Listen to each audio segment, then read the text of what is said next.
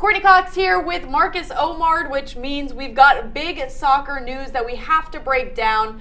Luis Enrique, the manager for Barcelona, stepping down now that his contract is up. First and foremost, Marcus, your reaction? My reaction, we talked about this just briefly last week when we were going over the Champions League first round. I said he would probably go after Barcelona was hammered by PSG. I'm surprised at the timing. He just announced it right after they beat Sporting Gijón yesterday 6-1. So they were at a real high point. They dragged themselves back into the Spanish league title race, and all of a sudden he said, oh, by the way, I'm leaving. The players didn't know it was going to happen. The rest of the club didn't know it was going to happen, but everybody suspected that maybe he would leave at the end of his contract, and he's going to do it. So like you said, it was a surprise. So why is he leaving? This is a great team, a great club.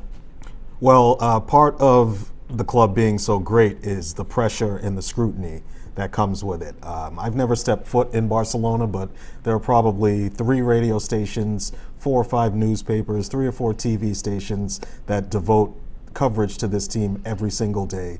That's on top of all the national and international news. So it's a job like no other in the soccer world, and there's so much pressure that comes to it. It's a real high burnout job. Especially for the ones that succeed. They work so hard at it, they don't see their families. He said he doesn't get but a few hours of rest every night, so after a while you just burn out and you go on and do something else.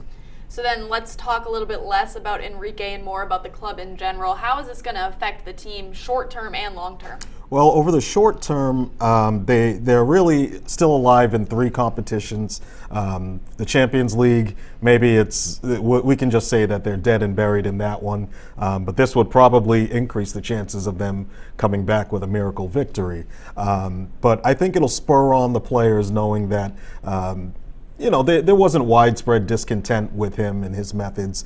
They liked him, so maybe they'll just do a little bit better to win this year. They could overtake Real Madrid in the La Liga title race, and they're odds-on favorite to win the Copa del Rey, the Spanish Cup. So I think it'll boost them a little bit more in the immediate term. Over the long term, it's really going to be what next for Lionel Messi. He's out of contract at the end of next season, so what they want to do is they'll probably give him some influence in determining the next coach, as well as the other big players in the team. So that's really what I'm looking out most closely for. Well, always exciting when I get the chance to sit down and talk with Marcus. And if you want to talk with him, you can tweet him at MKOmard or myself at Cox Courtney. But make sure to keep it locked in right here at NESN.com for all your soccer needs.